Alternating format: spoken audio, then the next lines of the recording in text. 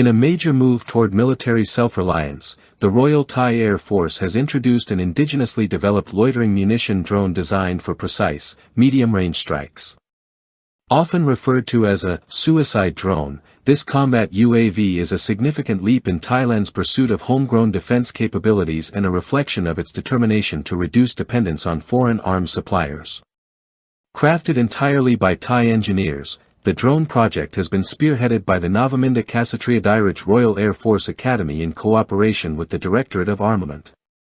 Backed by the RTAF's Research and Development Center for Space and Aeronautical Science and Technology, the platform has already undergone live-fire trials with impressive results, achieving target hits within a margin of less than 5 meters. Unlike conventional UAVs that return after missions, this loitering munition is built to self-destruct upon impact, delivering a high-explosive payload directly to its target. This approach allows for surgical strikes on high-value threats while minimizing unintended damage, a critical advantage in modern warfare scenarios involving sensitive environments or civilian proximity. The project underscores Thailand's broader strategy of cultivating a defense industry rooted in domestic talent and resources.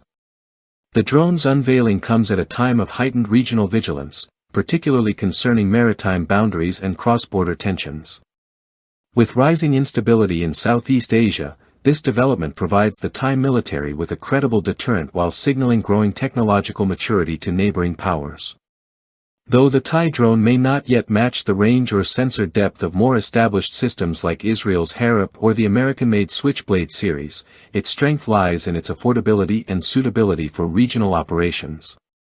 In terms of functionality and strategic value, it parallels efforts by nations like Iran to domestically engineer loitering munitions tailored to their unique defense environments. Looking forward, Thailand's locally built UAV is poised to play a key role in reinforcing national security, especially as the kingdom pursues modernization of its armed forces through indigenous solutions.